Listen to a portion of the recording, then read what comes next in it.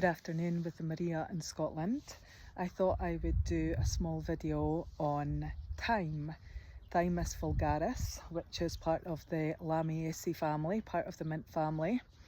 And this is a evergreen shrub and it is very aromatic.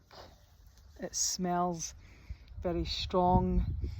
It smells like it's got slight lemony, very sort of earthy, fragrant, pungent.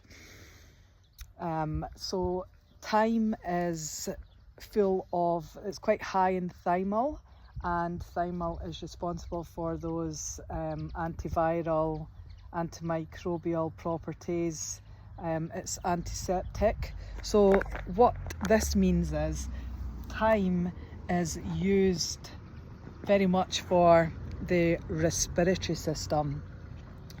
So thyme is used to help support the thymus, and when our thymus is responsible for our part of our immunity, so when these cells that get made in the bone marrow, there's the T cells, and they are T lymphocytes, and they go to the thymus gland. It's known as a gland, and they get trained up to protect our body. They get trained to identify our cells that belong to us, that we need, and any invaders that don't belong in our body, like viruses, like cancers.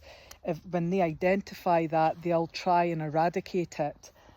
Some people, when there's an issue, it can come out as an autoimmune disease, and that's when the body can't recognise its own cells and sees them as foreign, so goes to eradicate it. But anyway, the thymus gland sits in between our lungs, behind our breastbone, sort of on top of our heart. And when we are young, as a baby and adolescence, this thymus gland is very big, but as we get older, it shrinks. And they find that when bodies have been donated to science so they can see what happens inside the body, a lot of the time they can find the thymus gland pretty much impossible to find, but what they do find in replacement is fat. So that shows that the thymus gland does deteriorate as we get older. But they do find that the thymus gland is sensitive to cortisol, which is the stress hormone. So any stress, your thymus gland doesn't like that.